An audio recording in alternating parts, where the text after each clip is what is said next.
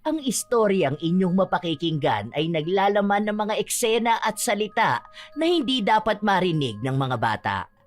Ang gabay ng mas nakatatanda ay kailangan. Ay, grabe ang sakit ng katawan ko. Ano ba yung vitamins na maganda para hindi sumakit ng ganito ang katawan ko? Ang sakit ng dibdib ko. Kagabi akala ko malalagutan ako ng hininga. May sakit na yata ako, no? Ganito yung sakit noon ni Lolo eh. Namana ko na yata sa kanya yon. Saan ba pwede magpa-check up? Baka kasi kung ano na mangyari sa akin eh. May gatas ba tayo dyan? Para naman lumakas-lakas ang resistensya ko. Matanda ka na kaya sumasakit ng ganyan yung katawan mo. Aalagaan mo katawan mo pero nagda-drugs ka naman. Dito yung masakit sa akin eh. Dito sa baba, sa bandang ribs. Hindi kaya may cancer na ako? Alam mo, kung ano-ano yung pinagsasasabi mo, wala namang katuturan eh. Kapag wala kang tama, lahat na lang sa katawan mo masakit. Pati yung sakit ng mga ninuno natin nararamdaman mo na. Tapos sinasabi mo na naman mo sa kanila. Kapag naman nakadrugs ka, hindi ka natutulog, hindi ka nagpapahinga. Akala mo sobrang lakas mo. Inaabuso mo masyado katawan mo eh. Ewan ko sa'yo, nawalan ka talaga ng utak sa kada drugs mo. Ang pagkalulong sa droga ang isa sa mga nakakatakot na bisyo ng isang tao. Yun ang bisyo na meron si Ian. Dahil doon, magiging pasakit din siya sa buhay ng mga taong kasama niya sa bahay. May pag-asa pa kaya siyang magbago? O kasabay lang din ito ang pagkakaroon niya ng panghabang buhay na parusa gamit ang itim na kapangyarihan? Kuya, nakita mo ba yung blower ko? Anong blower? Yung sa buhok ko ba? Yung kulay pink na kasama doon sa mga padala ni Tita Baby. Hindi ko alam yun. Saan ka pupunta? Baka sasama ka na naman doon kina Patrick ha? Alam mo naman ng mga adik yung mga yon. Baka nag-aadik ka na rin dyan ha? Bakit mo ba ako pinakikialaman ha? Aalis ako kung kailan ko gusto. Sasama ako kung kanino ko gusto. Kung ikaw nga hindi ko pinakikialaman eh. Naano lang ako. Kasi alam mo naman ugali ng mga yun. Ilang beses ka na nga pinagsabihan ni nanay na huwag kang sasama sa mga adik eh. Baka mamaya nakikisali ka na sa kanila. Maawa ka naman sa mga anak mo. Dito na nga kayo nakikitira sa bahay namin eh. Bahay to ng lola natin. Hindi mo ito bahay. Dito ko lang pinatira ni nanay pero hindi mo to pagmamayari. Pero lahat naman ng gastos dito sa akin. Ay, panira ka talaga ng araw. Makaalis na nga. Hindi ko alam kung kailan ba nagsimula ang kuya ko na tumikim ng droga. Pero alam kong matagal na niya yung ginagawa. Minsan kasi, nahuhuli ko siya pero hindi naman niya ako pinapakinggan. Mapagpalang araw po, Lola Telang. Magpapakilala po ako bilang si Liberty, isa sa masugid na tagapakinig ng inyong channel. Napasulat po ako sa inyo para ikwento itong tungkol sa kapatid ko po na nalulong sa droga. Bata pa lang kami ay pasaway na talaga si Kuya Ian. 5 kaming magkakapatid. Siya yung pangalawa, habang ako naman ay pang-4. Nasa malayo nakatira ang iba naming mga kapatid. May kanya-kanya na kaming pamilya. Pati si Kuya, may 3 na siyang anak. Noong una, sa bahay namin sila nakatira dahil naaawa ako. May trabaho ang kuya ko pero dahil nga may bisyo siya, walang napupunta sa asawa niya at anak. Taong 2021, lumayas yung mag-iina niya sa bahay namin. Nagpunta sa probinsya ng nanay ng babae. Nakipaghiwalay na rin yon kay Kuya dahil nga lumalala na siya sa pagbibisyo niya. Kaya ngayon, sa bahay namin siya nakatira. Kuya, hindi ka na naman natulog ano? Bakit ba ako lagi nakikita mo ha? Tanginang yan. Ako lang ba ang tao sa bahay ninyo? Pinagsasabihan lang naman kita dahil matanda ka na. Wala kang ibang ginawa kundi mag-drugs. Naiingit ka ba sa akin? Bakit hindi ka rin mag-drugs? Alam mo, dapat hindi ka dito nakatira sa bahay namin. Kapatid lang naman kita eh, pero wala naman akong pananagutan sa'yo. Kaya ka iniwan ng asawa mo eh, hindi ka na nagbago-bago. Sana isa ka na lang sa mga natukhang noon. Sinabi ko ba sa'yo na arugain mo ako? Nakatira ako rito dahil sa bahay ito ng lola natin. Hindi mo ito bahay. Bahay na namin to dahil sa akin na to nakapangalan. May bahay ka dyan sa kabila, pero anong ginawa mo? Binenta mo para lang may pambata kayo ng mga tropa mo. Kaya ang bigat ng buhay namin dito eh. May kasama kaming may bisyo. Hindi ako aalis dito, no? Ang kapal naman ng mukha mo para palayasin ako. Ang sinasabi ko lang sa'yo, magbago ka naman na. Lumaki na yung mga anak mo pero wala silang respeto sa'yo. Dahil alam nilang adik yung tatay nila. Sa ganito na ang buhay ko may magagawa ba kayo? Kung ayaw nila sa akin, wala naman akong pakialam sa kanila, no? Saka hindi naman ako nanghihingi ng pera sa inyo, Nagtatrabaho ako para sa bisyo ko. Hindi ka na bata. Ilang taong ka nang ganyan na. Nasanay ka ng umasa. Palibasa may bahay kang tinitirhan. Hindi ka gumagastos ng pagkain. Hingi ka ng hingi dito sa amin. Magkapatid tayo tapos nagdadamot ka sa akin ng ganyan? Kapatid kita, pero hindi naman sana kita obligasyon, no? Lalo na may bisyo kang ganyan. Sa totoo lang po, Lola Telang, sobrang hirap na may kasama ka sa bahay na adik. Iba yung pakiramdam. Napakabigat ng buhay. Lalo na kapag bumaba na ang tama ng droga. Madalas na nagwawala sa bahay ang kuya ko. Minsan pa nagmumura siya, tapos ang minumura niya yung sarili niya. Laging apektado ang buong pamilya ko kapag wala siya sa mood. Kami palagi yung nag-a-adjust para sa kanya. Kapag bumaba ang droga sa kanya, hindi pa pwedeng kausapin dahil bigla na lang magagalit. Minsan pa nga, umuwi ako noon na ang kaaway niya ay ang panganay kong anak. Bakit kasi nandito ka sa amin? Pabigat ka rin no? Ang tanda mo na ganyan ka pa rin. 50 years old ka na, wala pa rin nangyayari dyan sa buhay mo. Paano ang iniisip mo palagi kung paano ka magdodroga? Natuyo na yung utak mo. Gago ka pala Ang bastos mong bata ka. Magiging bastos talaga ako. Sino ba nagsabi na dapat galangin yung mga adik, ha? Anong nangyayari? Yung tarantado mong anak, pinagbibintangan ako Tangina niya. Kapag ako talaga nabwisit dyan, basag talaga ang mukha ng gagong yan. Hindi yun pagbibintang. Paano? Nilapag ko lang dyan yung singsing ko. Gold yun. Tapos nawala na. Hinahanap ko sa kanya kasi siya lang yung tumambay dyan. Magnanakaw yan. Kapag mga adik talaga, mga magnanakaw. Hindi ko nga yung kinuha. Puro ka pagbibintang sa akin. Nung nakaraan nga, ninakaw mo yung isa kong cellphone. Tapos binenta mo. Buti na lang iPhone yun. Nalaman ko yung location. Tapos nung tinanong ko kung sino yung nagbenta, tinuro yung tropa mo. Sino ba naman magbibigay nun sa tropa mong adik? Di ba ikaw? Dapat pinapalayas yan dito. Ikaw ang dapat umalis dito. Dahil matanda ka na. Aba, mas matanda ka naman. May asawa't anak ka na nga na iniwan ka. Siksik ka ng siksik dito sa amin. Buisit ka. Magnanakaw. Adik! Gago! Ano ba yan? Tama na, kuya. Ilabas mo na yung kinuha mo. Regalo yun sa akin ni Lola, tapos nanakawin lang. Hindi ko nga kinuha. Pinagtutulungan niyo akong dalawa. Huwag ka naman magnakaw dito sa amin. Nakikitira ka na nga lang ganyan ka pa.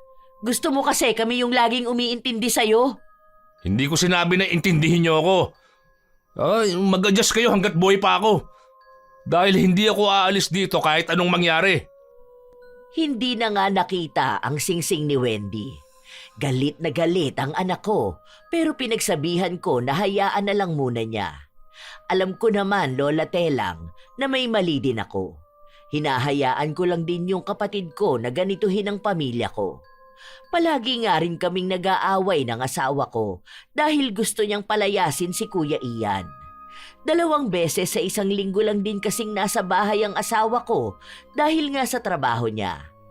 Alam ko naman na nag-aalala din siya para sa mga anak namin, lalo na at ang daming gamit ang nawawala.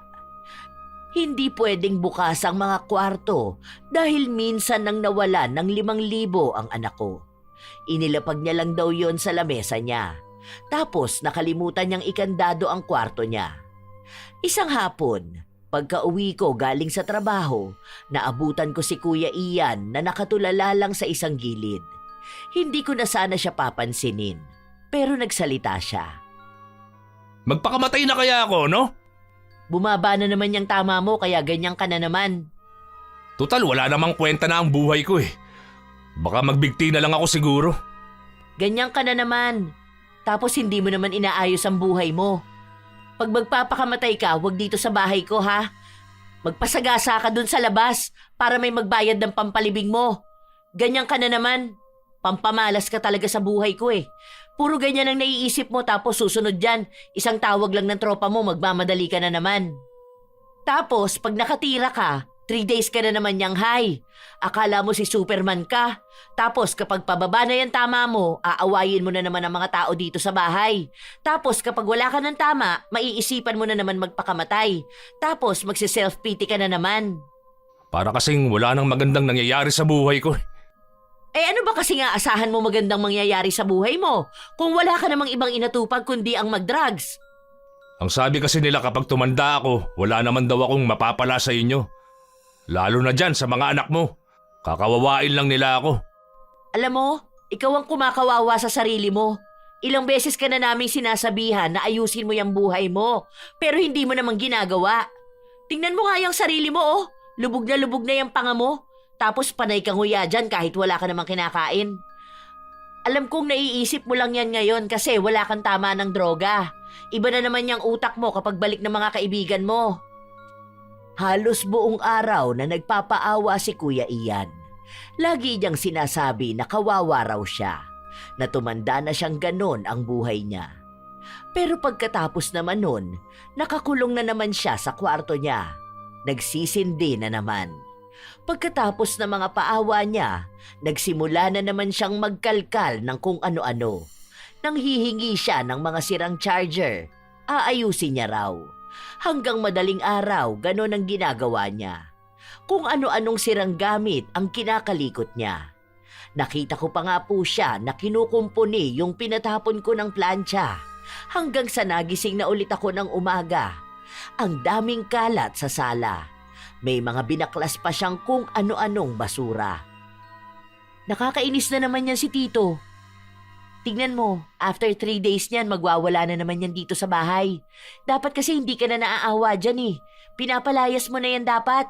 Nung panahon ni Duterte, dapat tinuro mo na yan eh para binaril yan dun sa labas. Wag, nakakaawa naman. Mas maawa ka naman sa mga tao dito sa bahay, ma. Ang tagal na natin nagtitiis sa kanya eh. Mga bata pa lang kami, nananahimik na kami palagi kapag galit siya. Alam mo ba kung ano epekto nun sa mental health namin? Parang pati mood sa bahay, nakadepende sa kanya. Walang katahimikan dito sa atin. Wala namang kasing kukup-kup sa tito nyo. Saka pinagsasabihan ko naman siya. Pinagsasabihan nyo ni hindi nga nakikinig yan. Nakaka-drain dito sa bahay. Nakikita ko pa lang siya, sira na mood ko. Lalo na kapag ganyan na nakatira siya. Ang galaw-gaw niya, kung ano-anong pinaggagawa sa bahay. Tapos kapag lobat na, mumurahin na niyan sarili niya. Nagsasalita na siya mag-isa. Kaya hindi rin tayo umaasenso eh. Yung malas nandito mismo sa bahay. Pero kasi kapag nakikita ko siya, naaawa ako. Kapatid ko pa rin naman siya eh. Yan ang mahirap kapag puro na lang awa ang pinapairal. Naaawa ka sa kanya pero sa pamilya natin na nagtitiis, hindi. Magkapatid kayo pero hindi mo naman na siya obligasyon. Kami ang obligasyon mo, ma. Kung malaki lang sahod ko, mag-iipon ako. Bibili talaga ako ng ibang bahay. Tapos dun tayo lilipat. Bigay ko na sa kanya tong bahay na pinagmamalaki niya. Ang hirap niyan. Minsan andito yung tropa niya.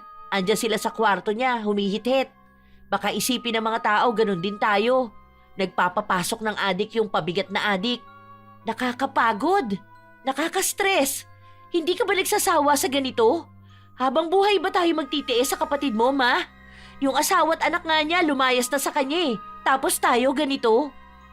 Hinahanapan ko na siya ng trabaho at paupahan para doon na siya lumipat. Hindi mo yan mapapaalis ng ganun lang, ma. Hayahay ang buhay niya dito sa atin eh. Kailangan dyan sapilitan.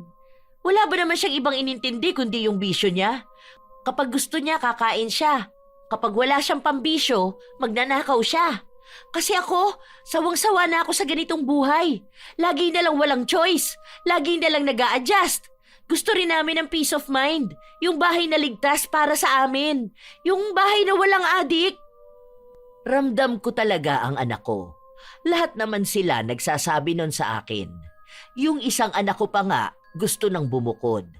Nakikiusap na sa iba niyang mga kamag-anak na doon na lang muna siya makikitira dahil pagod na siya sa nangyayari sa bahay namin. Pero hindi ko naman magawang mapaalis ang kuya ko. May mali din talaga sa akin dahil naaawa ako. Napapabayaan ko rin maging yung mga kailangan ng anak ko, lalo na sa emosyonal na parte. Nagpatuloy ang mga araw.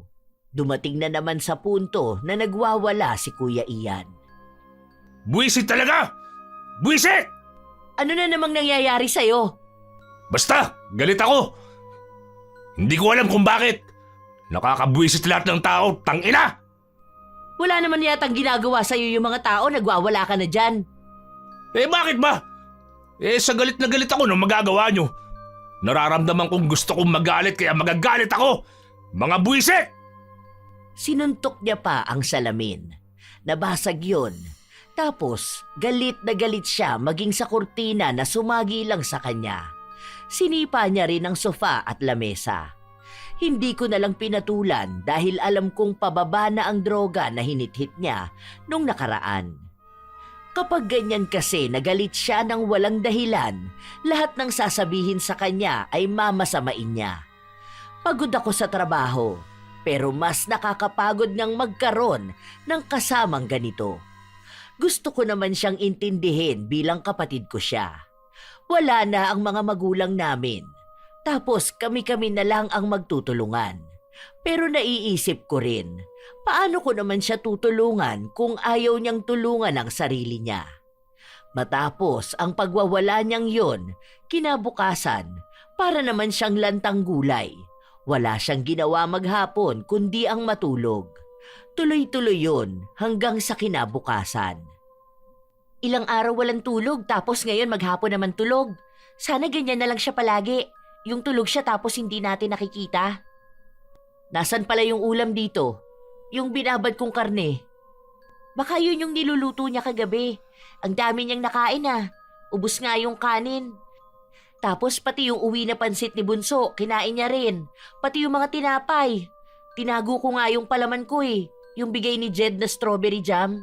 Imbis na nasa ref sana mga pagkain, ando na sa kwarto ko. Bibili ako ng maliit na ref para maitago ko yung mga pagkain ko. Hala, baon ni Bunso yun eh.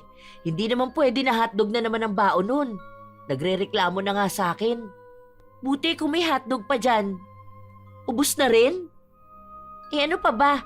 Hinala ko nga pati yung bigas natin kinukuha niya tapos pinapalit niya ng drugs. Kasi wala naman siyang pera, di ba? Anong ipapambili niya? Ano, titikim lang siya dun sa tropa niya? Eh hindi rin naman siya ililibre nun. Ano ba naman yan?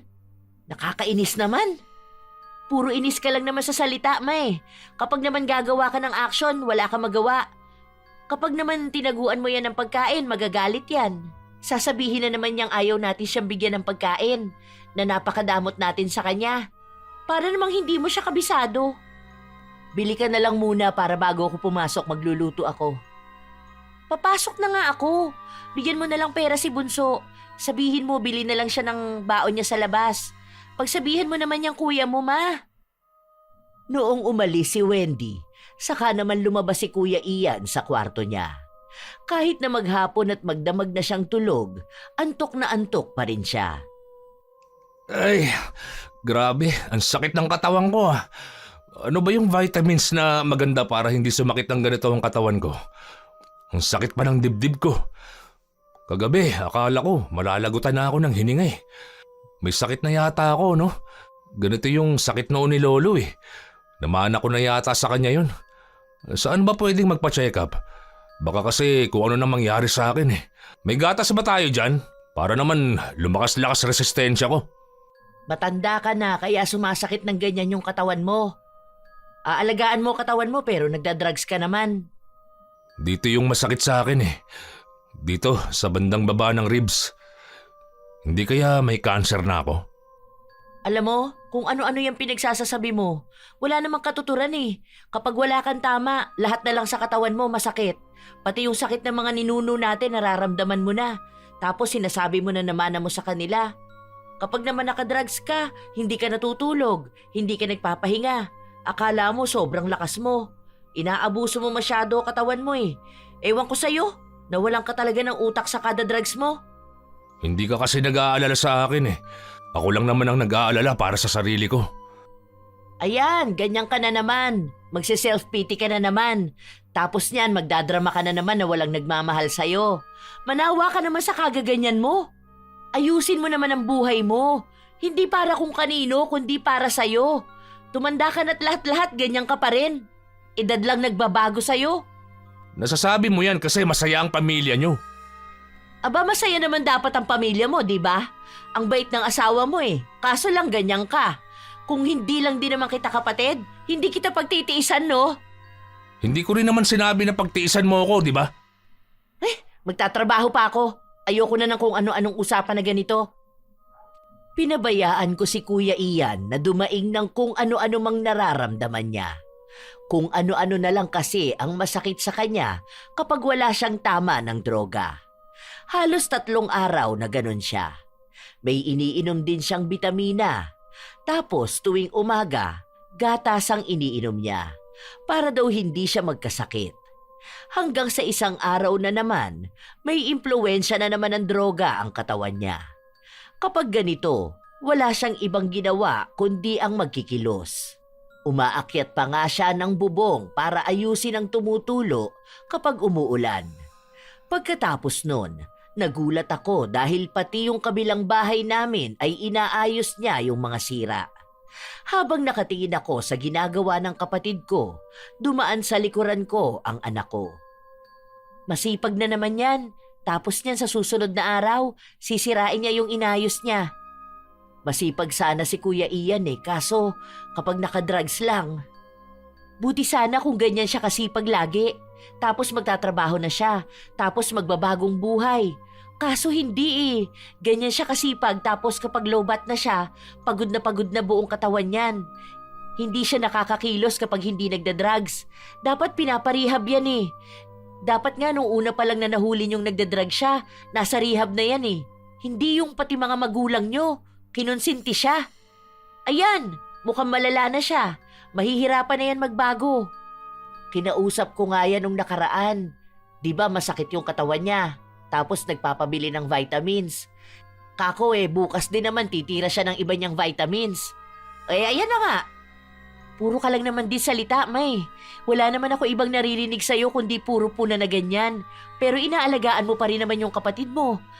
Kaya hindi yan natututong tumayo sa sarili niyang mga pae dahil alam niyang may masasandalan siya. Pero mabait naman siyang tito niyo. Noon siya rin ang tumutulong sa akin para mapalaki kayo eh. Kapag walang maibigay ang papa niyo, siya ang dumidiskarte. Mali lang talaga sa kanya yung hindi niya maiwasan ang pagdodroga. Hindi naman pwedeng ma-justify yung pagiging drug addict niya dahil lang sa mabait siya. Ganun pa rin yun. Nagbibisyo pa rin siya. Mabait siya kapag nakadrugs. Tumutulong dito sa bahay. Nagkukumpuni ng mga gamit natin. Pero mas malaki pa rin naman yung paghihirap natin, di ba? Pwede naman siyang makitira sa atin eh. Pwede naman siyang kumain ng mga pagkain natin. Pero yung matino naman sana siya. Hindi yung nakadrugs. Alam ko na naman ang sasabihin mo. Hayaan na lang muna natin. Sabi nga nila, you deserve what you tolerate. Pero ikaw lang naman yung nagtotolerate dyan, May. Paanong pati kami? Deserve ba namin tong pahirap sa buhay na may kasamang adik? Hindi naman natin pwedeng isumbong ang tito mo. Nakatira siya dito sa atin. Baka pati tayo lahat madamay. Yun na nga eh. Damay na talaga tayo. Isumbong mo man yan o mahuli yan dito. Damay tayong lahat. Baka isipin nila pati tayo nagdodroga. Wala na talaga tayong pagpipilian.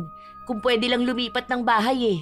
Kung hindi lang sana mahal ang renta, aalis na talaga kami rito. Alam ko naman na tama si Wendy, Lola Telang. Siguro masasabi na rin na tanga ako kasi kahit na anong sabihin ng pamilya ko, hindi naman ako gumagawa ng paraan para paalisin ang kuya ko. Na kesyo mas nangingibabaw pa rin sa akin ang pagiging magkapatid namin, na hinahayaan ko lang siyang magdroga kaya lalong nalululong. Pero sa sitwasyon ko, mahirap talagang pumili, Lola Telang. Totoo naman na galit ako sa pagbibisyo ng kuya ko, pero naiisip ko pa lang na mawawalan siya lalo ng landas sa buhay. Naaawa rin naman ako. Pakiramdam ko kasi may pag-asa pa siya, pero yung pag-asa na yun, siya lang ang makakagawa. Mabait naman siya noong hindi pa siya ganong kalulong sa droga. Maaasahan ko siya sa bahay, pero dahil nagsimula na rin siyang magnakaw at magwala, parang doon na rin ako nagagalit sa kanya. May pagkakataon na naaawa ako. May pagkakataon naman na nakakaramdam akong sobra na ang ginagawa niya. Hanggang sa paulit-ulit lang yung ganon. Kahit na lumipas ang isa pang taon, walang pagbabago sa buhay namin. Laging may nawawalang gamit. Laging may nawawalang pera dahil sa pagnanakaw ng kapatid ko. Palaging magulo ang bahay namin. At kapag magulo ang bahay, magulo din ang buhay ng mga nakatira ron. Lahat ng tao sa bahay kaaway ko. Pati mga anak ko nagagalit na sa akin dahil hindi ko magawa ng paraan na paalisin ang tito nila. Hanggang sa isang umaga, wala akong pasok noon sa trabaho. Nagulat na lang ako dahil narinig ko si Kuya Ian na nagsisisigaw. Anong nangyayari? Hoy, ano yun? May alupihan na lumalabas sa paa ko ha? Ha? Ang lakas na naman ng tama mo. Nabubulol ka na sa pagsasalita mo. Sobra na naman yung tira mo. Ang aga-aga naman, kuya. Walang pasok ngayon. Nagpapahinga yung mga tao. Ha? Merong lumalabas na insekto dito sa sugat ko sa paa. Oo, nakita ko talaga. Meron pa yung maliit na ipis.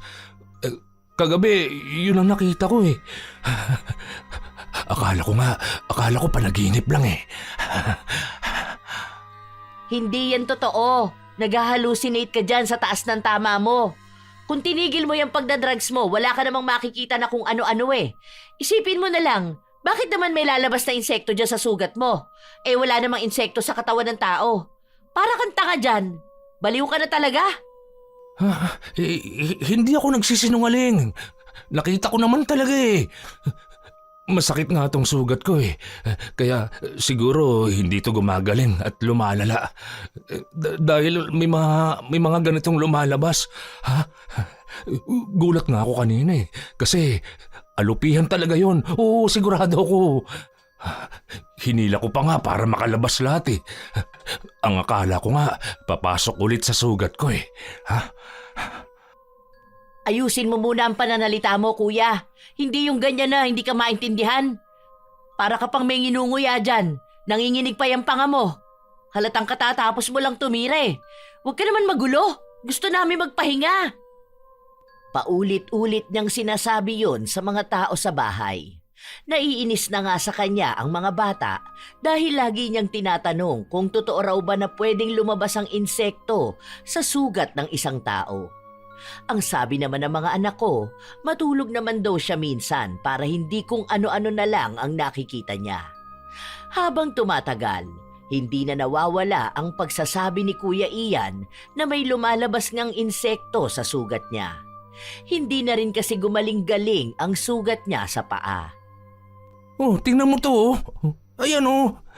Mamaya niyan may lalabas dyan na ipis. Kaya hindi gumagaling ang sugat ko eh. Hay, alam mo naman na ang dami kong ginagawa. Ang dami kong labahin, oh. Bakit ba kasi kayo hindi naniniwala sa akin? May lumalabas nga na insekto sa sugat ko. Kuya, ang tanda mo na. Ano ba naman yan? Ano ka, bata, para takutin na may lalabas na ipis sa sugat mo? Meron nga talaga, meron. Kanina nga merong mga ipis na maliliit eh. Ha? Hay nako, huwag mo sayangin ang oras ko. Kaya hindi gumagaling yung sugat mo kasi hindi mo naman yung ginagamot. Akala mo bata ka para masaktan kapag lilinisan mo yung sugat mo? Alipo nga lang yan nung una. Hindi kasi kayo naniniwala sa akin. Wala talagang maniniwala sa'yo. Luto na yung utak mo sa droga eh. Malamang hindi na yan nakakapag-isip ng tama. Huwag mo naman kaming guluhin. Naiinis na yung mga bata. Nagpapasearch ka pa ng kung anong pwedeng pamatay ng insekto dyan sa sugat mo. Linisin mo yan, tapos lagyan mo ng gamot. Wala namang ibang tao na gagawa niyan sa'yo. Hindi yung inaatupag mo, puro drugs. Ugali na siguro ng mga taong lulong sa droga ang pagiging makulit. Yun bang kahit na ilang beses mo na silang pagsabihan, hindi pa rin nakikinig sa'yo? Dahil ganon ang kuya ko. Kasasabi ko lang sa kanya na huwag siyang magulo, pero pabalik-balik siyang parang bata para ipakita sa akin ang sugat niya. Sa inis ko, pinatakan ko yon ng Sonrox. Aray ko naman, pambihira ka. Ba't mo naman ako binuhusan ng Sonrox? Aray ko! Alam mo namang masakit yan eh! Ano ba? Ang kulit mo naman kasi! Nakita mo ang dami kong ginagawa rito? Aray! Ano ba? Pwede mo naman akong paalisin ah! Tama na! Pinapaalis naman kita, di ba? Panay ka pakita niyang sugat mo. Wala naman lumalabas dyan. Itigil mo yung pagdodroga mo. Tingnan mo, malalaman mong wala talagang insekto dyan sa sugat mo. Doon ka na nga! Isa pa, baka iskubahin ko pa yung sugat mo. Paharang-harang ka dyan. Hindi na nga ako kinulit ni kuya, pero yung mga anak ko naman. Kaya nung natapos akong maglaba, sa akin naman sila nagreklamo. Pati si Wendy ay inis na inis. Wala siyang ibang ginawa kundi sabihin na mamaya may ipis na naman. Ano ba naman yun? Alam nyo naman na gano'n ang tito nyo eh. Hayaan nyo na. Puro hayaan. Bukas yan, palobat na yan. Alam mo na next niyan. Tulog yan maghapon tapos gigising yan na galit. Ganon nga ang nangyari kinabukasan. Umuwi ako na wala ang mga bata. Mukhang nakakulong na naman sa mga kwarto nila. Si Kuya Ian naman, parang lantang gulay na nakaupo sa sofa. Nakabuka pa ang bibig niya at parang doon siya humihinga. Nakatulala lang siya. Para bang pagod na siya sa buhay niya. Sanay naman ako sa ganon niyang itsura, lalo na kapag wala ng epekto ang droga sa katawan niya. Bakit ang daming kalat na bulak dyan? Huwag mo akong kausapin. Nagtatanong lang ako. Nagtatanong ka? Hindi mo ba nakikita naglilinis ako ng sugat ko? Palibhasa, wala kayong pakialam sa akin eh. Sino ba naman ako sa buhay niyo rito, di ba?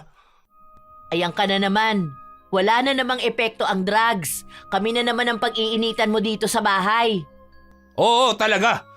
Dahil pare-pareho lang kayo ng mga anak mo. Sama mo pa yung asawa mo. Ang baba ng tingin sa akin. Tang-ina ninyong lahat. Kung nabubwisit ka na naman sa buhay mo, huwag mong idamay ang pamilya ko. Damay kayo ha. Mga buwisit kayong lahat. Mas buwisit ka. Ginaganyan mo yung sarili mo tapos kapag buwisit ka na sa buhay mo, kami naman ang pagbubuntunan mo. Hindi ka ba nananawa dyan sa ganyang buhay mo, ha? Yung paulit-ulit na ganyan? Kasi kaming mga kasama mo, sawa na sa'yo. Wala akong pakialam. Kung sawa na pala kayo bakit hindi nyo na lang ako iwan dito? Lumayas kayo! Layas! Bahay namin to tapos kami ang lalayas? Oo! Dahil may pamilya ka naman. Kaya lumayas kayo rito. Kuya, ayusin mo yung buhay mo. Tumatanda ka na. Hindi ka na bata para alalayan. Hindi yung ganyan ka palagi.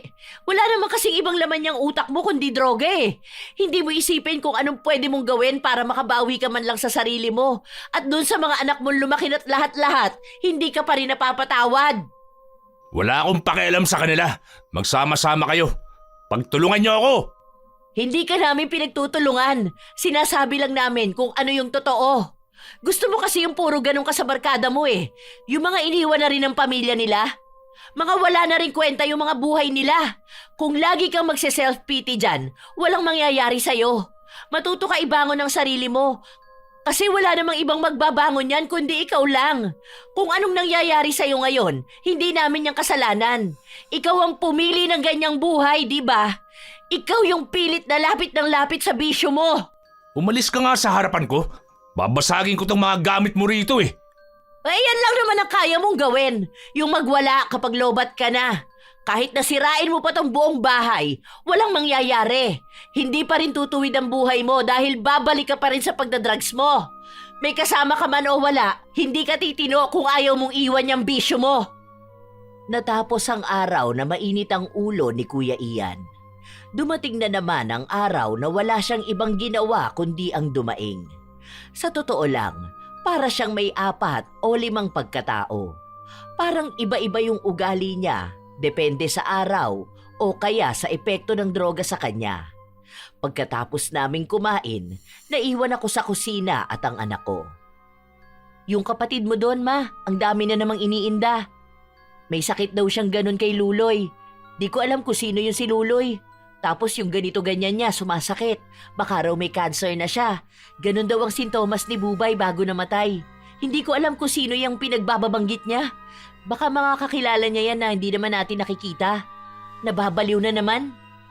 Masakit nga raw yung sugat niya sa paa. Hindi raw gumagaling. Ewan ko dun. Kinamot niya ba naman eh. Kagat lang ng lamok yun sa kabila. Galit na galit daw siya kasi Makate. Kaya kinamot niya hanggang sa nagsugat. Tapos noon yung sa kabila, alipunga lang. Hindi ko alam kung anong ginawa niya, bakit lumala ng ganon. May lumalabas nga raw na ipis.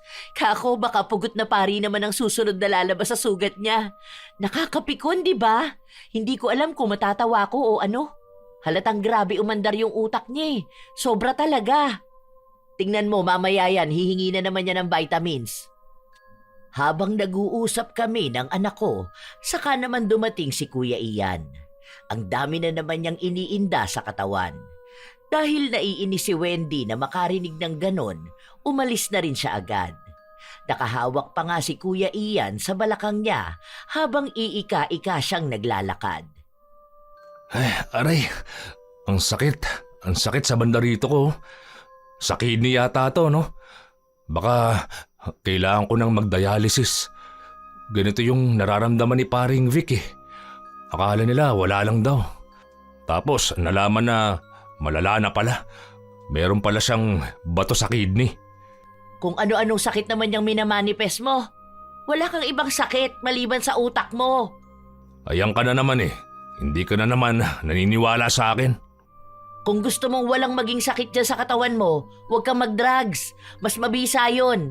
Hindi yung kung ano-ano na lang iniisip mong sakit mo. Pati yung sakit ng ibang tao, gusto mo maging sakit mo na rin. Bukas niyan, kapag tinawag ka ng tropa mo, malakas naman kayo niyan. Bigla ka na namang makakapagbuhat ng kung ano-ano. Meron talaga akong sakit. Hindi ko lang alam kung ano. Hindi ba yung mga kamag-anak natin, ang dami nilang sakit? Kakaisip mo ng sakit ng iba, baka magkatotoo yan. Isipin mo, walang mag-aalaga sa'yo. Hindi ka aalagaan dito sa bahay kapag nagkasakit ka. Wala ka rin namang asawa eh. Hindi ka rin naman naalagaan ng mga anak mo. Ewan ko na lang kung ano mangyari sa'yo niyan. Saan ba pwedeng magpa-check up? Kung sakali, pwede naman yung magpatulong sa munisipyo kapag may sakit ako, di ba? Kunwari, kailangan kong operahan, ganun. Kasi itong sa paa ko, hindi na talaga gumagaling-galing eh. Hindi ba kapag nga ang paa may sugat, may mga sign daw yon na may sakit ka sa loob ng katawan mo? Hindi ko alam sa'yo, kuya. Kung ano-ano pinagsasasabi mo dyan. Bahala ka na nga dyan.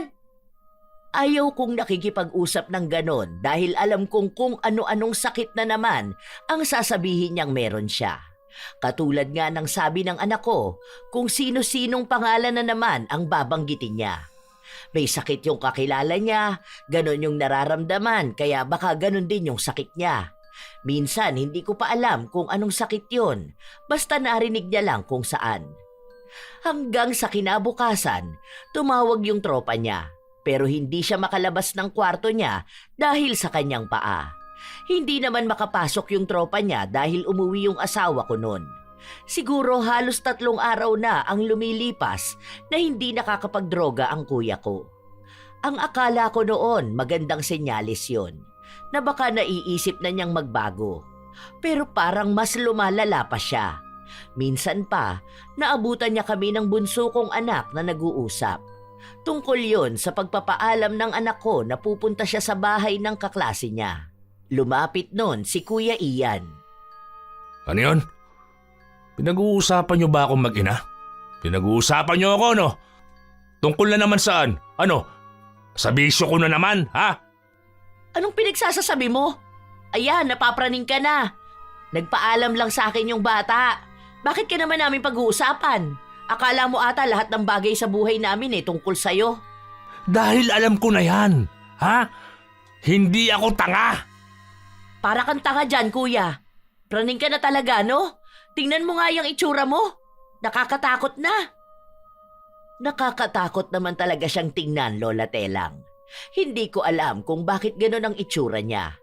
Yun bang kahit na hindi naman tungkol sa kanya ang sasabihin mo, iisipin niyang para sa kanya. Buong araw na gano'n siya. Minsan nga, nagsasalita pa siya kahit na wala naman siyang ibang kausap. Hanggang sa nakasinghot na naman siya ng droga. Naging maayos na naman siya kahit paano. Naging masigla siya. Wala na naman siyang kapaguran. Sakto pa noon na walang tubig dahil may problema noon. Kaya si Kuya Ian ang nag-igib para sa bahay. Pati nga sa mga kapitbahay namin. Kaya nagkaroon siya ng pansamantalang trabaho. May pera na naman siya. Ibig sabihin, tuloy-tuloy na naman ang pagdodroga niya. Halos 1 linggo yun. Sagana siya, kaya halatang sa mga susunod niyan, mas malala pa yung pagwawala niya kapag bumaba na ang tama niya. Isang araw, wala na naman siyang ibang ginawa kundi ang magsisigaw. May lumalabas na namang insekto dito sa paa ko. Dito sa mga sugat ko. Kanina may lumabas na naman 2 alupihan. Ganito kalaki oh. Ayan ka na naman sa mga pinagsasasabi mong ganyan, kuya. Ikaw lang naman ang nakakakita niya mga pinagsasasabi mo. Totoo nga talagang sinasabi ko. Oo. Ayan oh, tingnan mo. Ramdam ko may lumalabas na namang alupihan dito. Hindi ko pinakinggan si kuya dahil alam kong nasa imahinasyon niya lang yon. Dala na talaga ng pagdodroga niya yung mga nakikita niyang kung ano-anong bagay. Hanggang sa isang hapon, nasa sofa siya. Nakita ko na parang may langgam ang kanyang sugat. Bakit hindi mo kayang linisin yung paa mo? Nilalanggam yung sugat mo oh. Paano kaya yan gagaling, di ba? Tapos mamaya magrereklamo ka na masakit. Sinong iniisip mong maggagamot niyang sugat mo? Lumabas tong mga langgam na to sa sugat ko. Sus! Nababaliw ka na talaga, no? Hindi nga ako nababaliw. Totoo nga. Bakit ba kasi kayo hindi naniniwala sa akin? Aray! Aray! Ayan! Kinakagat ng langgam ang paa ko. Ay kakagatin talaga yan. Hindi mo ba naman nililinisan yan eh? Paano ko nga lilinisan kung lumalabas sa sugat ko? Kung saan-saan ka kasi umaapak kaya nilalanggam ka. Dinala mo pa yan dito. Baka mamaya langgamin yung mga pagkain dito sa bahay. Linisin mo na yan. Kung ano-ano na naman ang mga pinagsasasabi mo dyan. Mamaya niyan, alupihan na naman ang sasabihin mong lumalabas dyan sa sugat mo. Doon ka na nga. Totoo nga ang sinasabi ko. Aray! Ang sakit ng sugat ko. Aray! Ano ba yan? Aray! Naiinis na ako. Dahil alam naman niyang may sugat siya pero hindi niya pagamutin. Mas inaatupag niya yung pagsasabi niyang may kung ano-anong insekto sa sugat niya. Hanggang sa lumipas ang mga araw, madalas ko siyang naririnig na sumisigaw sa kwarto niya. Nabubulabog kami dahil kahit na madaling araw, nagsisisigaw siya sa sakit. Maaga pa akong gigising bukas, ma. Pagsabihan mo naman yung kapatid mong adik, ma. Ayusin niya naman. Hindi lang kamo siya ang tao dito sa bahay. Lagi na lang masakit ang ulo ko sa trabaho dahil hindi maayos ang tulog ko dito sa bahay eh. Kahit day off, walang pahinga dito. Lumabas ako ng kwarto para puntahan si kuya. Nakasarado yung pinto niya pero alam ko naman na maririnig niya ako. Patuloy siyang nagsisigaw sa sakit na sinasabi niya. Kuya, anong oras pa lang? Kung ikaw okay lang na walang tulog, magpatulog ka naman ng mga tao rito. May pasok pa kaming lahat eh. Awa na lang. Manahimik ka naman sana dyan. Kapag alam mong oras ng pahinga ng mga tao, huwag kang mag-iingay. Buti ka pa hindi kailangan ng tulog. May lumalabas na namang ipis dito sa sugat ko. Ayun na. Alupihan na naman. Aray ko. Ang sakit sobra. Naghahalusinate ka na naman dyan. Utang na loob naman, huwag ka namang mag-ingay. Hindi ka naman pinapakailaman kung tumira ka na naman dyan. Ang inaano namin, magpatulog ka naman. Pagod lahat ng tao, kuya. Buti ikaw wala kang trabaho eh. Hindi ka rin aantukin at mapapagod hanggat hindi ka nalolobat. Meron talaga. Oh, totoo ang sinasabi ko. Ayan. Aray, ang daming ipis. Sobrang daming ipis. Sunod-sunod na lumalabas sa sugat ko. Aray ko. Aray. May maliit na ipis na lumabas mula sa kwarto niya. Inapakan ko yon para mamatay. Sanay naman ako sa ipis na nagmumula sa kwarto niya. Napakarumi ba naman sa loob? Hindi siya nakikinig kapag pinagsasabihan ko siyang maglinis naman siya. Ang dami niyang kinakalikot kapag nakahit-hit siya, pero hindi kasama sa sipag niya ang sarili niyang kwarto. Hindi ka na naman naglilinis ng kwarto mo kaya iniipis ka dyan. Hindi yan galing sa sugat mo. Baka dahil di mo yan nililinisan at tinatakpan ng sugat mo, ginagapangan na rin. Ikaw dapat ang nag-aalaga sa sarili mo. Mamaya magka-impeksyon ka pa niyan eh. Aray ko po. Ang sakit ng sugat ko. May mga ipis talaga na lumalabas. May alupihan na naman. Ayan o. Kung ano-anong lumalabas. Aray ko. Aray ko po. Ayan na naman. Lumalabas na naman yung alupihan. May mga sumusunod pa. Aray. Aray ko. Hindi talaga siya maawat na wag mag-iingay. Panay siya sigaw. Halata sa boses niya na nasasaktan siya, pero alam kong wala naman talaga yon. Nag-iingay lang siya dahil may nakikita siya o naiisip na siya lang ang nakakaalam. Ganun na kaluto ang utak niya sa droga. Ilang araw pa ang lumipas, wala siyang ibang bukang bibig kundi alupihan, langgam, ipis at yung sugat niya.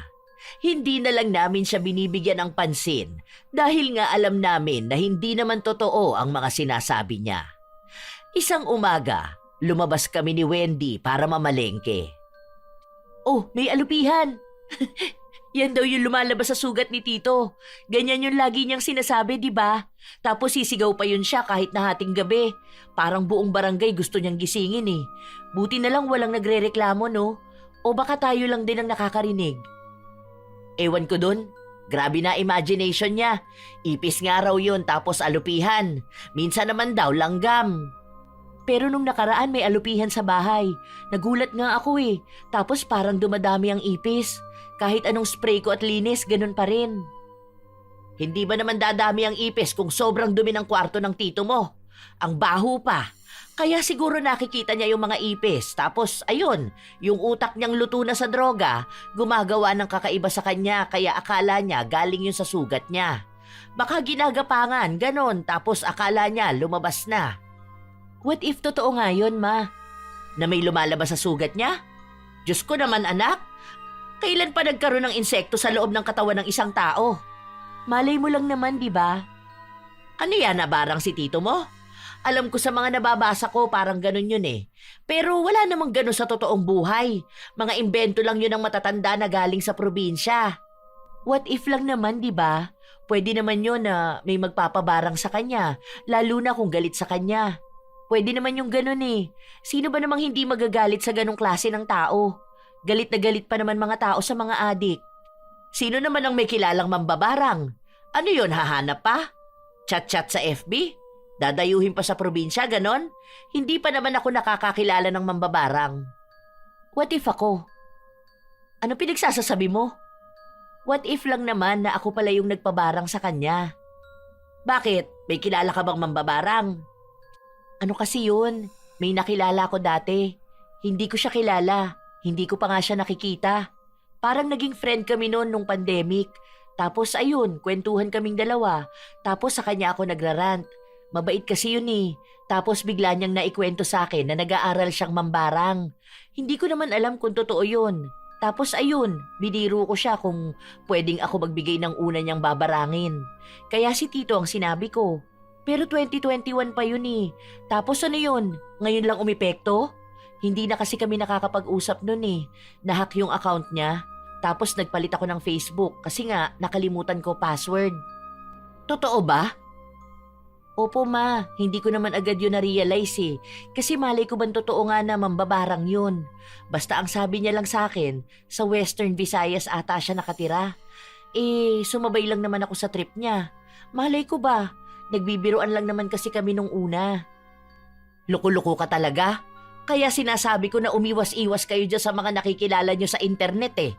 Hindi ko pa naman nakita na may lumalabas na insekto talaga dun sa paan ng tito nyo. Kaya hindi ko alam kung ano ang totoo. Kung dahil ba doon sa barang o dahil sa pagdodroga niya. Naiinis kasi ako, hindi ka naman gumagawa ng paraan para mapaalis siya. Ayun, naisip ko na lang din. Saka dala na lang din yun ng galit at usapan namin. Naikwento ko lang bigla kasi galit na galit ako nung nawala yung relo ko. Alam ko ninakaw nung kapatid mong adik. Pero kahit na totoo man o hindi, wag ganon. Wag kang lalapit sa mambabarang. Kahit na sino pa ang kaaway mo. Kasi masama pa rin yun. Demonyo pa rin yung nagbibigay ng hiling mo. Baka mamaya may balik pa yun sa'yo. Ikaw pa ang makarma. Hindi ko na rin binigyan ng pansin ang sinabi ng anak ko. Ako kasi hindi naman naniniwala dyan sa mga barang na yan. Kahit na yung nanay ko noon naniniwala sa mga itim na kapangyarihan.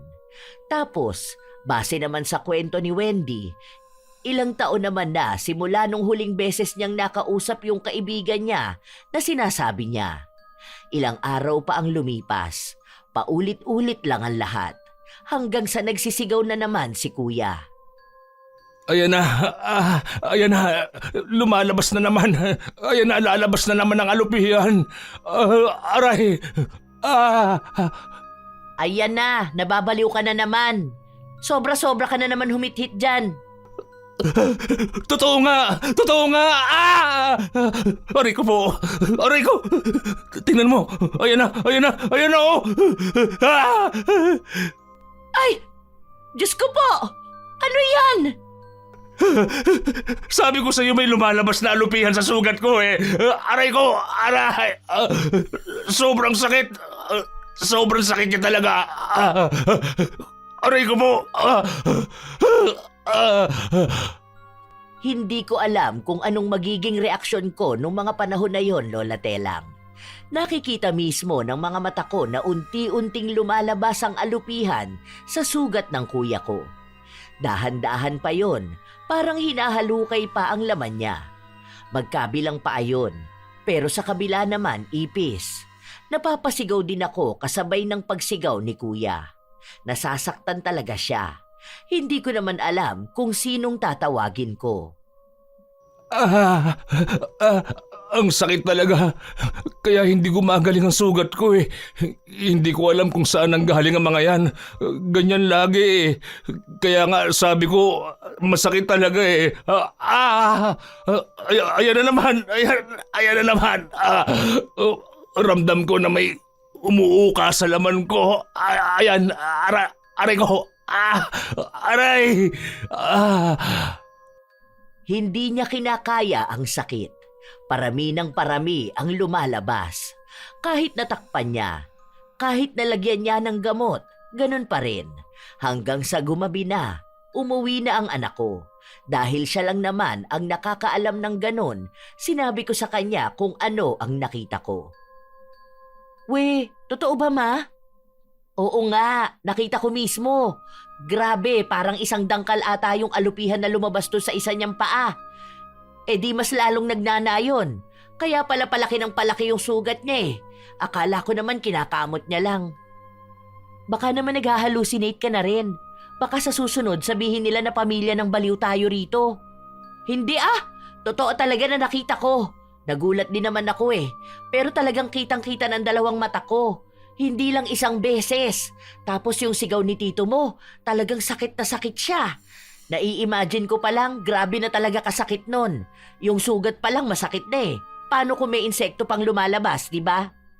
Paano yun? Ibig sabihin, nagkatotoo yung ginawa ng friend ko? Mambabarang pala talaga siya. Sana maging friend ulit kami. Sana makita niya Facebook ko. Paano daw yun matatanggal? May paraan pa raw ba? Ano ba yun? Parang mag-aalay ng buhay na manok? Ganun ba? Hindi ko alam. Basta ang sabi ko sa kanya nun, gusto ko nang tumigil na si Tito sa pagdodroga. Baka yun ang dahilan. Ewan ko rin Baka sa albularyo? Kaso, saan naman may albularyo? Kapag nagtanong ka dyan sa iba, baka lalo lang tayong pagchismisan na lahat tayo lulong na sa droga. Ngayon pa nga lang kung ano-ano nang naririnig ko eh. Nakakaaway ko na sila dyan lahat. Eh paano yon? Ganun lang ang tito mo? Pangmatagalan na yon? Hindi mo na kasi dapat ginawa yon. Hayaan mo na siya, ma. Parusa na niya yon, kumbaga. Kaya ko nga siya pinabarang para maparusahan siya. Hayaan mo naman siya magsisi muna. Hindi yung ganyan palang nangyayari sa kanya natataranta ka na. Pabayaan mo naman yan kahit minsan. Nakakaawa kasi. Puro ka nakakaawa no, ma? Sa amin ba hindi ka talaga naaawa? Sa kapatid mo lang? Paano naman kaming may trauma? Nagtitiis? Panay adjust? Kasi ako naaawa ako sa sarili ko. Naaawa ako sa mga kapatid ko. Naaawa ako sa mga tao dito sa bahay. Simula bata pa kami ganito na, hanggang tumanda ba naman? Iba naman kasi yun. Parehas lang yun, ma. Siguro mawawala yung sakit niyang yan o yung barang na yan kapag siya mismo nagbago. Kaso hindi yan magbabago kung lagi kang nakaalalay sa kanya. Hindi mo nalang pabayaan. Matanda na yung kapatid mo. Una sa lahat, may hangganan ng pagiging kapatid. Hindi na kasama dun yung pag-tolerate mo sa kaadikan niya. Hindi ko rin naman alam kung paano magpapawala ng barang. Sinubukan kong magtanong sa mga kakilala ko, pero katulad nga ng sinabi ng anak ko na pagkakamalan na rin akong nagdodroga. Iniisip niya na baka kung ano-ano na lang din ang nakikita ko. Malaki ang epekto nun kahit sa trabaho ko, lalo na alam nila na may kasama kaming adik sa bahay. Naging mas mahirap ang lahat sa amin. Pati mga kapitbahay namin, mga kamag-anak, iba na ang naging tingin nila sa pamilya ko. Wala namang ibang sisisihin kundi ako. Kasi nga naman, ayaw kong magpaalis ng adik. Lalo na ngayon, mas naaawa ako sa sitwasyon ng kuya ko. Buong paa niya yung may sugat. Nakikita mismo namin na may lumalabas na insekto doon. Buhay talaga. Natatakot din lalo ang mga anak ko. Ay, hindi ko na alam kung anong gagawin ko. Mag-spray ka nga dyan, nak, para sa ipis. Kumakalat na naman, oh. Ang dami ko nang napatay niyang kanina. Tapos yung sa alupihan pa. Baka makakagat pa yon. Imposible na hindi mo alam kung anong gagawin mo, ma. Mas may isip ka sa kapatid mo. Alam mo yan, hindi mo lang talaga ginagawa. Matagal mo na dapat alam kung anong gagawin. Hindi mo lang tinatanggap sa sarili mo na tama yun. Ano, palalayasin ko siya? Doon siya sa kalsada magkaroon ng ganyang sakit? Alam mo naman yung tito mo, di ba? Kasi kahit naman adik yun, kapatid ko pa rin siya. May iba pa namang choice, di ba? May rehab naman. Pwede kang lumapit sa mga social worker. Sila yung tutulong mag-asikaso niyan kay tito. Sila yung may alam paano magpasok ng adik sa rehab. Ano, naaawa ka na naman? Ma, ikaw na ang may kakayahan gumawa nito. Hihintayin mo ba na kami pa ang magreklamo sa mga pulis? Hihintayin mo bang bigla na lang siyang dadamputin? Di ba mas maganda kung isusumbong mo siya tapos kukunin na lang siya dito? Kasi kung naaawa ka talaga sa kapatid mo, hindi mo na hinintay na mawalan niya ng utak. Hindi ko alam kung paano. Alam mo, ma, wag mo na itanggi na alam mo. Ang daming paraan.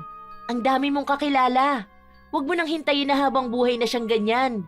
Yung mamatay na lang siyang hindi nagsisisi at nagbabago. Maawa ka sa kanya. Maawa ka sa amin. Para pare-pareho tayong manahimik.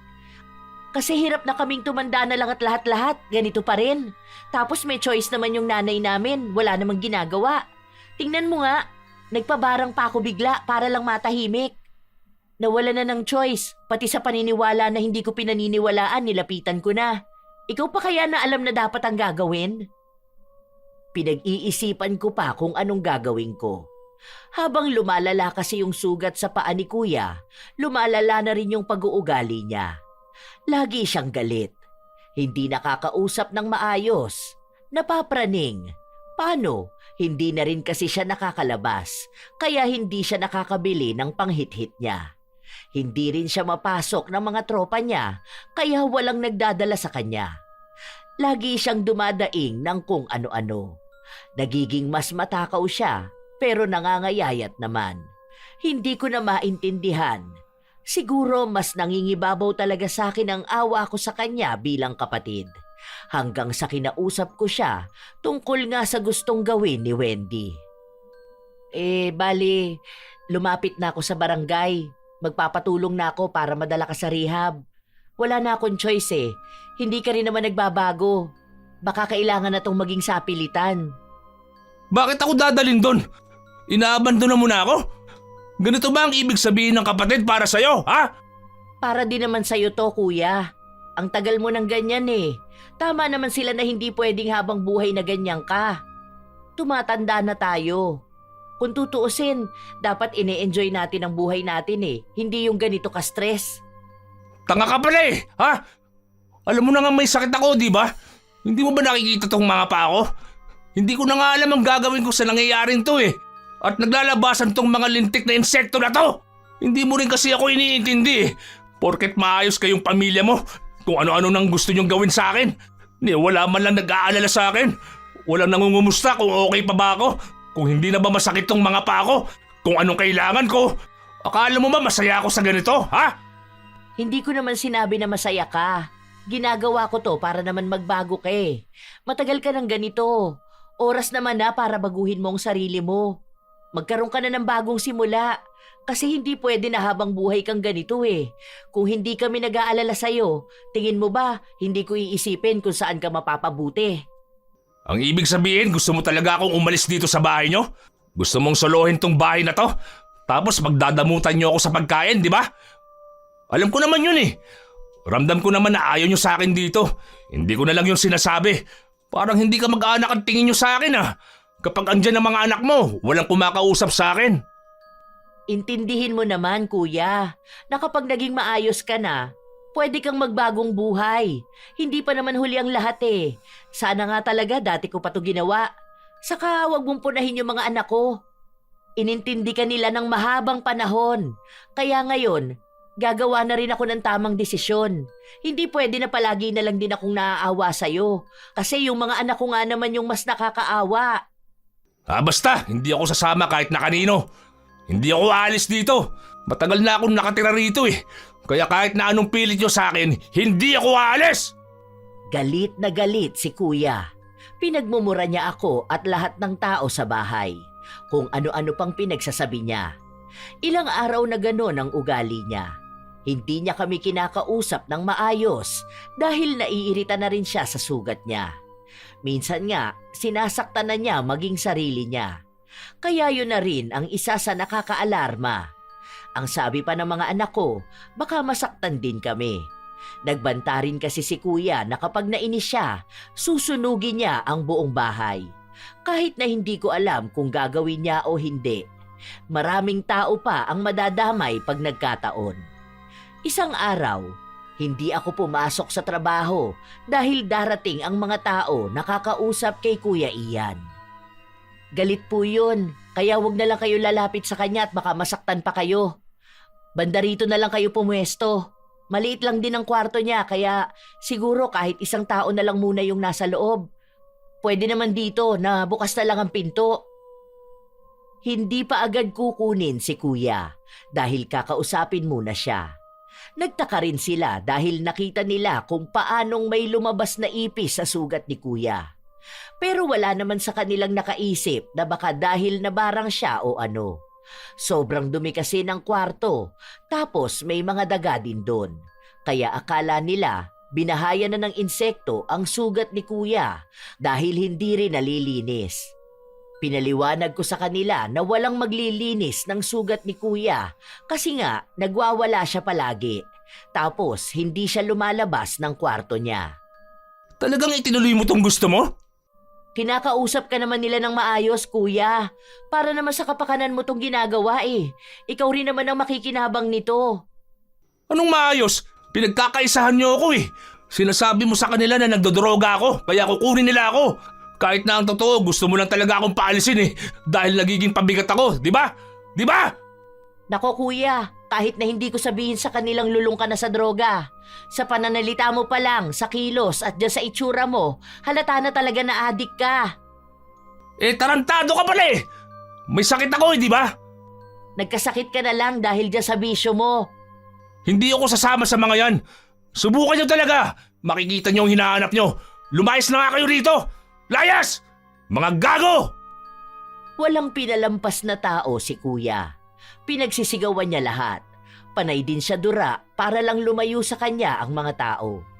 Matapos nun, kinausap na ako kung ano ang gagawin nila. Dapat nung araw na yon titingnan lang muna siya, pero dahil nagbanta na siya, napapatayin niya ang mga tao sa bahay kapag tulog na kami, gumawa na ng hakbang ang mga tanod kasama ang social worker. Kinuha na agad nila si kuya. May banta na raw kasi ng panganib, hindi na nila pwedeng patagalin ang proseso. Mga buwisit kayo! Tandaan nyo to. Kapag ako talaga nakalabas, yari kayong lahat sa akin! Mga buwisit kayo! Ano ba? Bitawan nyo nga ako! Huwag nyo akong dalhin kung saan! Dito ang bahay ko eh! Ha? Ano ba? Bitiwan nyo ako sabi eh! Ano ba? Masakit makarinig ng ganon. Nagwawala pa si kuya. Parang gusto niya talagang manakit. Pero dahil na rin may sakit siya at hindi niya mailakad ang mga paa niya, hindi siya makatakas. Kung ano-ano na lang ang pinagsasabi nun ni kuya. Kinukonsensya niya pa ako dahil sa desisyon ko na yon. Naging maugong ang chismis sa lugar namin. Kung ano-anong naririnig ko.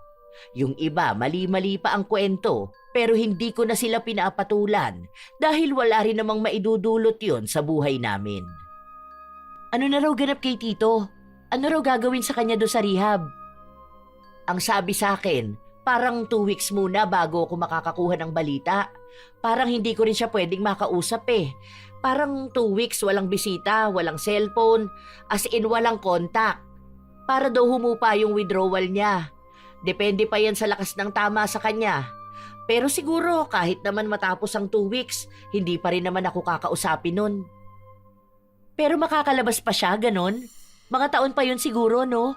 Kapag talagang wala na siyang kaadikan. Tapos ganon lahat ng adik eh. Nire-rehab na. Kakatakot pa naman mga adik. Grabe trauma ko sa mga yan. Kaya feeling ko lahat ng nakikita kong lubugan pa nga. Mga masasamang tao talaga. Oo daw. Para kasing may detoxification pa raw na gagawin. Aalisin yung droga sa katawan niya. Yun ang sinabi sa akin nung nakausap nila ako. Marami pa nga silang pinaliwanag sa akin nun eh. Hindi ko lang maintindihan yung iba. Hindi ka kasi sumama sa akin nun. Ano yun? Tinanong ka kung ilang taon na siyang nagda-drugs? Kasi halata naman sa mukha niyang lulong na siya eh, di ba? Hindi na mapakali yung panga niya. Ang baho pa ng singaw ng katawan niya. Oo, tinanong yun. Tapos sinabi ko na mula nga high school siya. Pero patikim-tikim lang yun. Tapos nung tumanda na siya hanggang sa yun na nga na isinumbong ko siya. Kaya malala raw talaga yung adiksyon. Bantay sarado siguro talaga siya, no? May therapy, counseling, tapos didisiplinahin talaga siya doon. Kaso paano kaya yung sugat niya? Baka hanggang doon may lumalabas pa rin na insekto, no? Yun ang hindi ko alam. Pero ang sabi sa akin, nito lang daw may mga langgam daw yung sugat ni kuya. Hindi ko alam kung lumalabas ba yung langgam dun sa mismong sugat niya.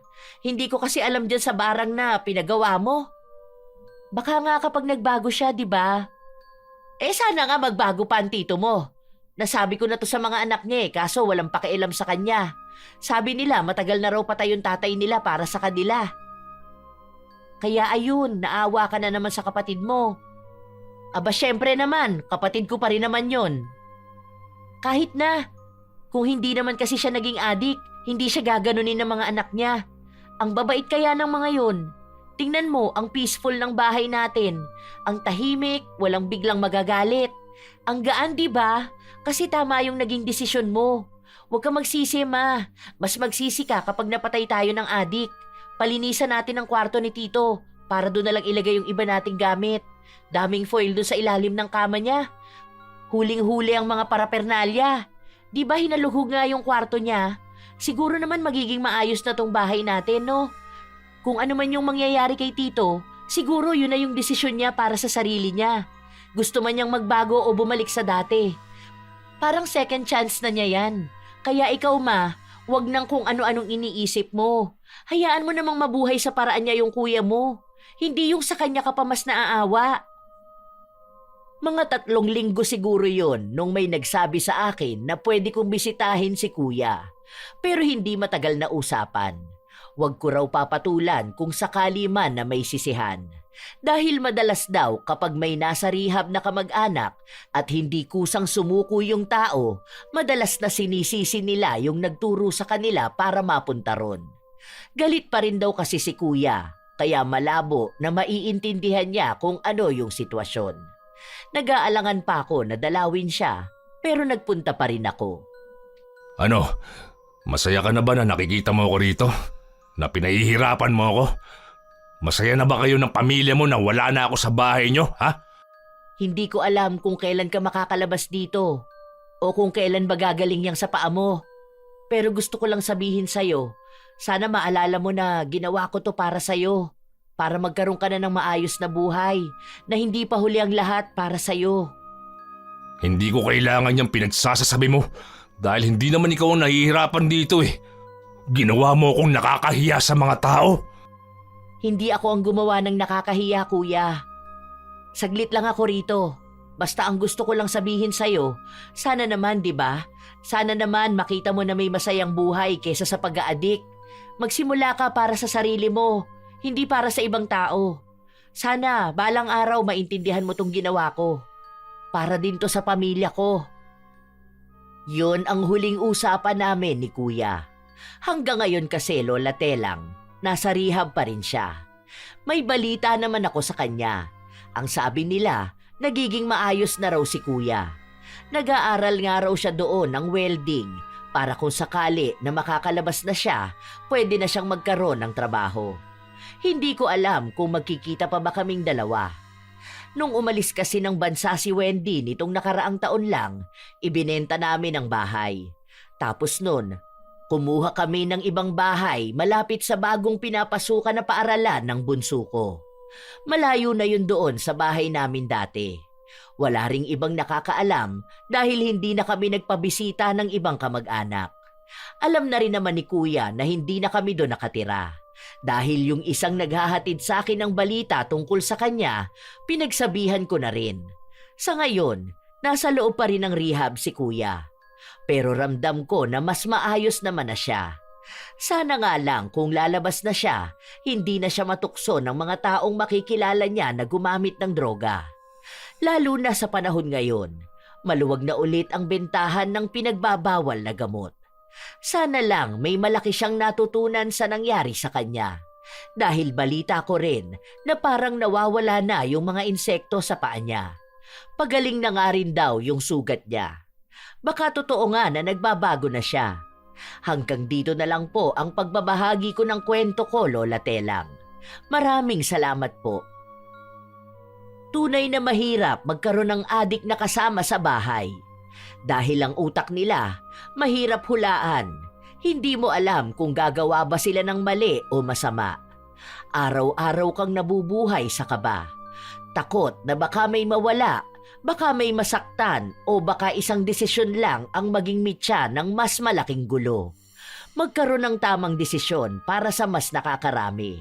Hindi batayan ang anumang problema sa paggamit ng droga. Dahil tunay na maraming buhay ang nasisira nito.